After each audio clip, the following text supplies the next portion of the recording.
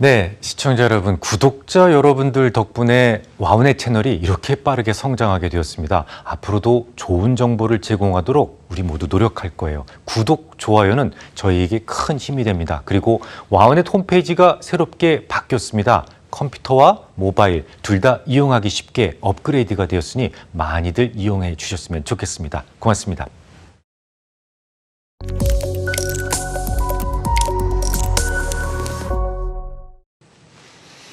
네, 오늘은 드림팀 네 번째 주자 MSD 오실레이터 시간입니다.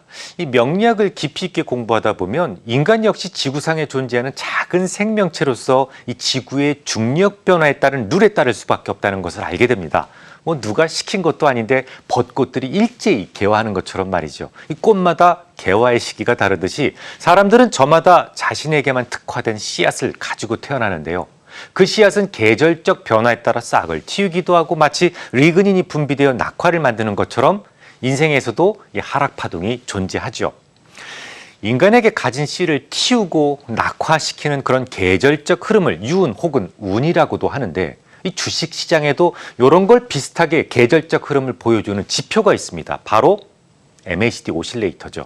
명리학자마다 조금씩 주장이 다르지만 씨앗의 발화에서 가장 중요한 것이 대운이라고 생각하는 사람들이 많아요. 차트 분석에서도 여러 지표에 대한 우선순위가 전문가에 따라 다르겠지만 저는 기술적 지표 중에서 가장 중요한 역할을 하는 것이 바로 MACD 오실레이터다라고 생각을 합니다. 그러니까 이 종목이 지금 좋은 계절에 놓여 있는지 혹은 나쁜 계절에 놓여 있어서 계속 꺾이고 있는 상황인지를 판단해주는 지표라는 말인데요.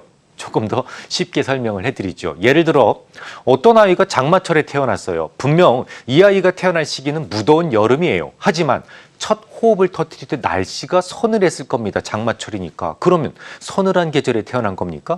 아니면 이 아이가 언제 태어난 거죠? 비록 서늘하게 날씨에서 첫 호흡을 터뜨렸지만 계절적 흐름은 분명히 여름이었다라는 거예요. 종목도 마찬가지입니다. 지금 조정을 받고 있는데 전체 계절적으로 상승 흐름 속의 조정일 수도 있는 거고 반대로 상승 중이라도 조정 중에 상승일 수도 있단 말이죠. 그런 것쯤이야 차트를 크게 보면 누구나 알 수 있는데 라고 생각하십니까? 실제로 해보세요. 그렇지 않아요. 봄이 오는 시기와 겨울이 오는 시기 뭔가 색다른 조짐을 보여주게 되는데 그걸 알아보기란 여간 어렵지 않습니다. 주가가 주야장천 하락만 하다가 결국 언젠가 반등을 주게 되는데 그때 진짜 바닥에서 좀 더 신뢰도가 높은 신호를 준다는 점이 다른 지표와는 다른 점입니다. 물론 계속 오르던 주가가 결국 어느 시점에서는 중기적 하락으로 전환이 되는데 이때도 가장 확률이 높은 신호를 바로 MACD 오실레이터는 주게 되어 있습니다. 궁금하시죠?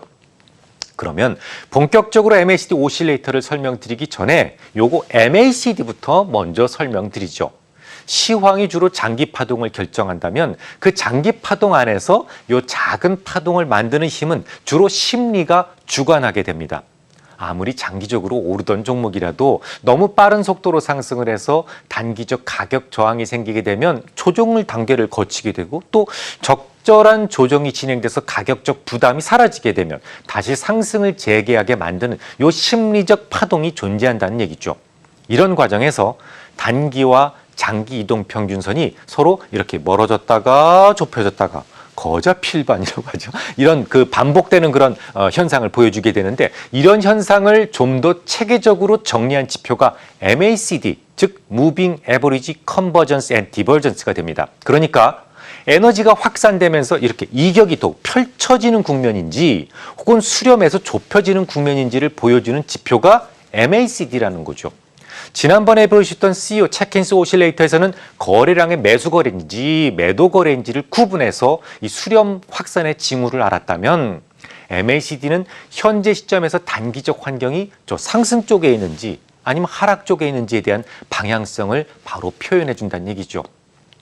간략하게 개요를 좀 설명드리면 MACD 선을 또다시 이동평균한 소위 신호선이라는 게 있어요. 요걸 만들고 그 신호선과 MACD와의 차이를 통해서 중기적 계절적 흐름을 명확하게 보여줄 수 있는 그런 지표가 바로 드림팀의 네 번째 주자 MACD 오실레이터가 됩니다. 좀 더 자세하게 지표의 생성 원리부터 보죠.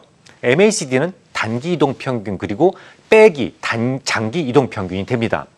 자, 그럼 단기 이동 평균 너무 빠른 속도로 신호가 바뀌는 것을 차단하기 위해서 12일 이동 평균을 이용하고요. 장기 이동 평균은 26일 이동 평균을 이용합니다. 위에서 구해진 MACD를 또다시 9일간의 이동 평균을 통해서 스무딩한 것을 바로 신호선이라고 해요. 어디서 많이 본 것 같은 느낌이 들죠? 일목균형표에서 보면 의미 있는 숫자 중에서 가장 중요하다는 것이 9 그리고 26이었어요.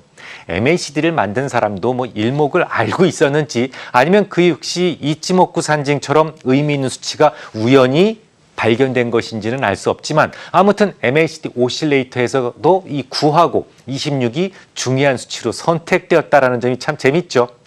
아무튼 마치 뜨거운 계절이 지나고 나면 결국 차가운 계절이 오듯이 MACD 오실레이터는 차트에서 뜨겁고 차가움이 반복되는 이른바 진자 운동이 생성되는, 그러니까 어떤 기준을 두고 왔다 갔다 하는 것처럼 MACD 오실레이터는 수렴과 확산의 파동을 표시한 것이고, 오실레이터 역시 마치 사인 파동처럼 움직이는 것을 의미하기 때문에 이 차트가 만들고 있는 일봉들의 힘이 이렇게 펼쳐지고 수축되는 모습을 보여주는 것이 MACD 오실레이터라고 보시면 됩니다. 사람이 숨 쉬잖아요. 들숨, 날숨, 이 호흡처럼 말이죠. 대략 이 정도면 MACD 오실레이터에 대한 개념을 이해하시는 데 충분할 것 같습니다. 다음 주에 계속 말씀드리겠습니다.